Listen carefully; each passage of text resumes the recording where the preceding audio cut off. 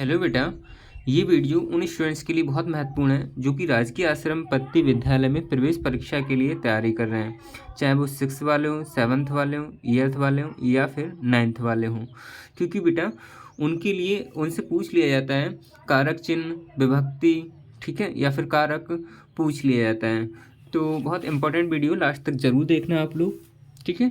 और अगर आपको समझ आए तो लास्ट में लाइक कर लेना और चैनल को सब्सक्राइब कर लेना, ठीक है दोस्तों। तो जरूर शेयर करना। तो स्टार्ट करते हैं आज का वीडियो। तो सबसे पहले बेटा आप कैसे याद रखेंगे इसे?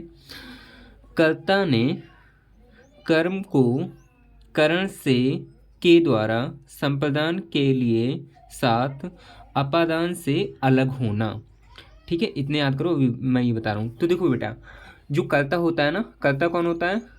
काम करने वाला।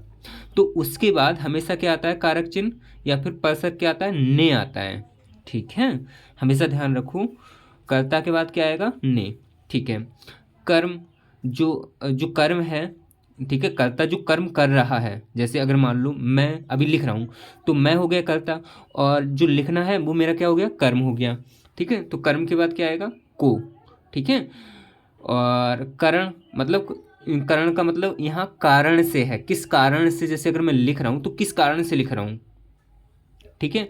तो वो यहाँ जो करण है, ठीक है, वो है कारण। कारण के बाद जो परसक चिन्ह आएगा वो से आएगा, ठीक है बेटा। और संप्रदान के लिए मतलब किसके लिए? किसके लिए? जो जिसके लिए काम कर रहे हैं वो क्या होगा? संप्रदान होगा। समझ आए ना बेटा?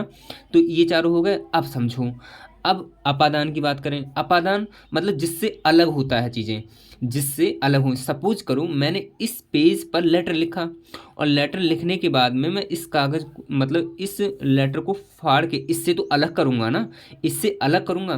तो से अलग होना किसी, जैसे और एक एग्जाम्पल और लें, जैसे पेड़ से पत्ता गिर जाए, ठीक है, तो वहाँ कौन सा कारक होगा? तो अपादान कारक होगा, क्योंकि अलग हो रहा है ना उससे। पेड़ से अगर पत्ता गिर जाए तो अलग हो गया ना वहाँ से, तो अपादान कारक होगा। तो बेटा इतने हो गए। अब बात करते हैं संबंध कारक का। तो संबंध जहाँ बताया जाए, ठीक है, वहाँ का, की, के आता है, ठीक है। और अधिकरण में आएगा, ठीक है, पे आएगा पर। और अधिकरण का मतलब एक टाइप से समझ सकते हो आधार। और आधार में तो वैसे भी अगर हम बोलें पृथ्वी हमारा आधार है तो हम बोलेंगे पृथ्वी पर तो आ रहा है ना, और पर और पे भी पर की तरह ही है, ठीक है। और मैं याद रख लेना है। अच्छा, संबोधन। संबोधन तो आप समझते ही हो, हम बोलते ना हेलो, हे, बोलते हैं अजी, अरे, ए, ये सब बोलते ना, बोलते तो ये संबोधन कारक हैं, ठीक है बेटा। तो इतना ही पूछ लिया जाता है।